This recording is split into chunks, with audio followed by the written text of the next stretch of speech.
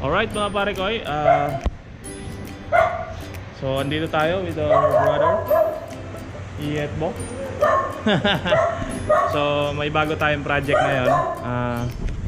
Ayan, nalinis ko na yung mugs.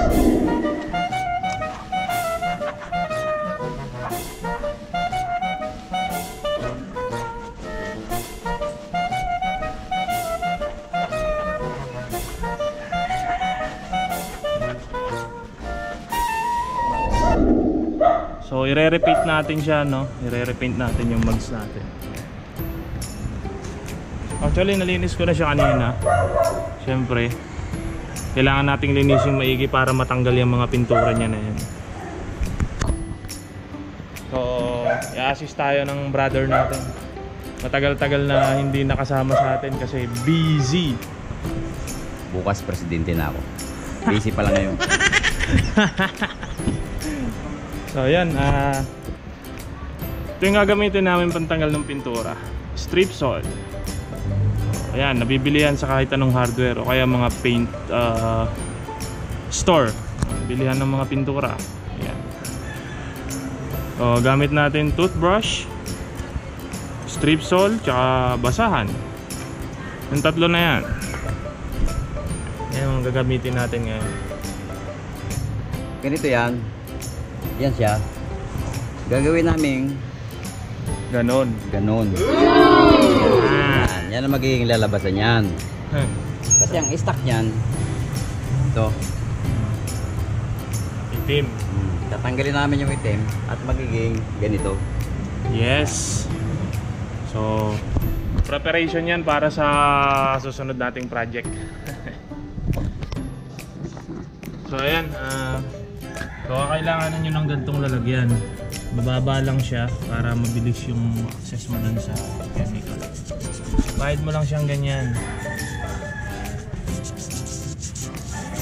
Kailangan lahat ng singit-singit niyan malagyan. So ayan, nakikita nyo, medyo natatanggal na siya, pintura. Oh? Sumasama na. Yan, sumasama na sa toothbrush. Bilis, no?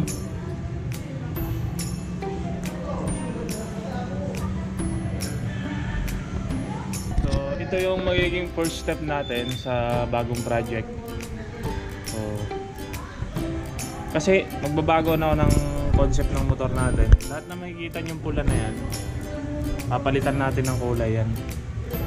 So ayan, tinanggal ko na pala yung sticker sa harap. Yan, para medyo malinis tingnan. Sa fender, front fender, saka ito sa gilid. Ito. Yan. Ayan, kulukulubot na siya. Bilis matanggal. Easy lang pala. Tatanggal na. Sumasama na siya. Sumasama na sa toothbrush. So yan. Pwede naman home service. Basta meron lang Alfonso. Tsaka pulutang masarap. Tsaka liempo, no? Si ito home service to. Pero tamang Alfonso lang ito mamaya pagkatapos. Alfonso tsaka liempo. So pag magre-repaint kayo ng mugs, no? So mas maganda tanggalin yung pintura muna. May mga nagre-repaint kasi na hindi tanggal. Hindi nila tinatanggal, nililiha lang nila yan. Katulad ng kakilala namin, taga-Tergyo. Ano siya, nasa nasa kilalang cellphone. Huwag dalang bangitin. Shoutout to sa taga-cellphone. Kulay ng mag. Hindi tinanggal ang pintura. Na-stuck. Nagreklamo na siya kasi nababakbak na. So yun, mas maganda tanggalin nyo yung pintura bago kayo magpa-repaint ng mugs. So, para hindi sayang kasi napakamahal ng pintura. Paalala lang mga pre, pag gagamit kayo nito, wag na wag nyong ididikit sa kamay nyo. kasi masakit sa kamay, chemical, acid siya eh.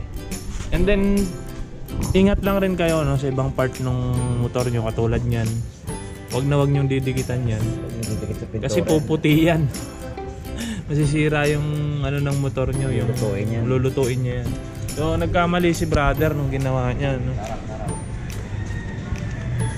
So hanapin natin. Ito. Tulad nito, example na lang. Ayan. Diba? Yan yung napatakan niya nung tinanggal niya tong kulay nung mags niya. Ayan. So ingat lang kayo pag maggagamit kayo ng strip sole. Isang mabisang paraan para maiwasan mo yung sunog sa kamay pag nahawakan mo itong chemical na to. Magbaho kang tubig. Once na nalagyan yung kamay mo, sausaw mo agad dito. Ayan. Technique yun ni brother. Ayan. Kasi kailangan natin itong ano yun, sabunan. Sabon. Oo. Kasi makikita natin doon yung hindi natin na lagyan.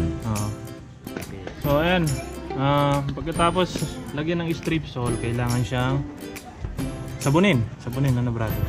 Oo. Para makita mo yung mga lugar na hindi mo pa napunasan. Yung mga maiiwan. Yan, para makita mo yung mga lugar na naiwan, may naiwang pintura. Hindi mo na i-perfect eh. Sa isang lagayan. Sa lagayan, di mo perfect. Hindi siya perfect.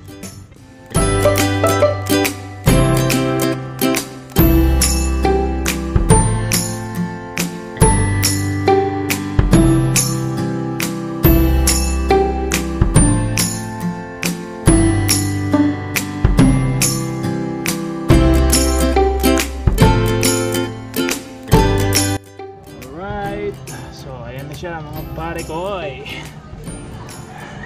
tanggal na ang pintura, so nagsisimot na lang kami ng maliliit na mga natira pa. So ganito yung magiging kalalabasan niya no, pag tinanggal mo yung pintura. Lumutang yung itim ng motor ko. Ganda. Ayun na yung result. Alright, malupit nating tagatanggal ng pintura. So sana may natutunan kayo kahit paano. Sa mga gustong Alfonso lang. Sa mga gustong repaint ng mags. Service Alfonso lang. Alfonso lang daw. Alfonso lang. Tandway lapad. Hindi, kung wala naman pwede man Gin. Gin. So may part 2 pa to, yung repainting na ng mags. So siguro sa isang araw namin gagawin. So yun lang muna no. Salamat sa panonood. Peace out.